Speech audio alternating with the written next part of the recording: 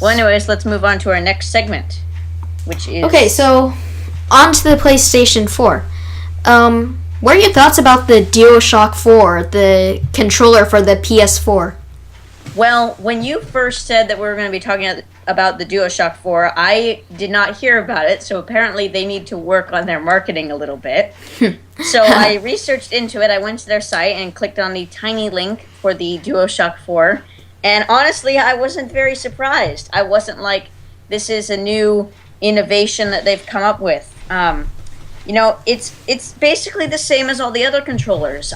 When I was 5 years old, I was playing Harvest Moon on the GameCube using the exact same design that they have for the PlayStation controller. And, it's a little thing you hold in your hand with buttons, 4 buttons on the right, and you have your little joystick. It's the exact same thing. No new concepts, no, touch screen all over the controller. Like the Wii U did. With the Wii U, you have a tablet in your hands. That's your main controller. I think that's sort of revolutionary.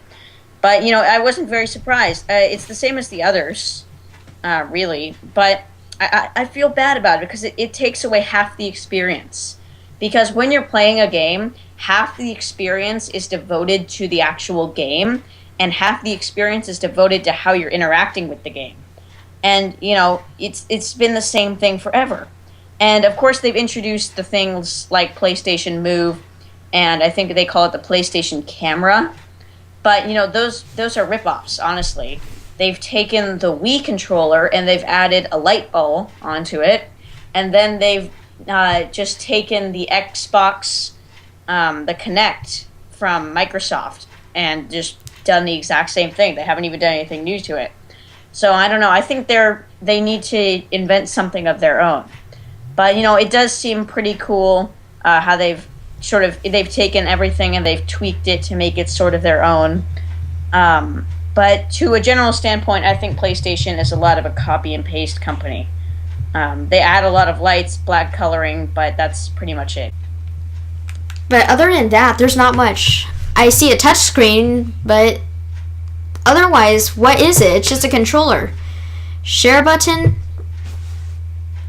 Is that really any different than pressing a different button? I don't see as much as an... What PlayStation needs to do is get creative. They need their own thing. Like, Xbox has the Kinect. That's their own thing. That's the thing that they own. And, the Wii... Nintendo has the tablet as a controller, and they have the motion controller that you hold in the hand, the Wii Remote. Those are their two own things. They're really getting innovative. So now they have two real brands that are their own. Right, and that just means PS4 has to be a little more creative. I mean, who knows? Maybe they'll make a camera tablet, or you have to take pictures of things in your house to be interactive, like augmented reality. Or something completely different. Maybe they'll also go where the Kinect has and do motions with your body. Yeah. It all just depends. It is getting tricky now to innovate because not only do you have to make something that's your own and something that's new, but you have to make something that people are going to want to use. Like you have those controllers where you use your mind, but people don't really want to use those for some reason. It just doesn't really catch on. It's like, that's a cool idea. I wouldn't buy it, but it's a cool idea. And since you're a company, you want people to buy things. So it gets tricky. But a lot of companies, Apple, Nintendo, even Microsoft are making their own things. And I think that's awesome. So PlayStation should get more on that ground instead of playing catch up. Right. Yeah. I feel like the controller is really the bottom part of the hill for them because other than the controller, everything compared to the Xbox One and Wii U, it actually stacks up to the competition.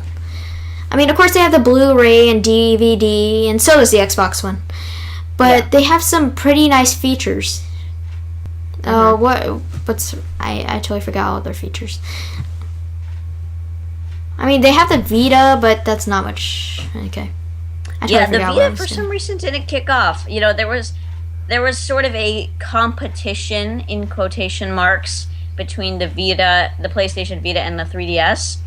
But, it never kicked off because the 3DS was just so innovative because, I said that there were two things that Nintendo owns, but there's actually three. There's a stereoscopic 3D screen. They've done so much innovating, they've made 3D without the glasses, and it actually works quite well.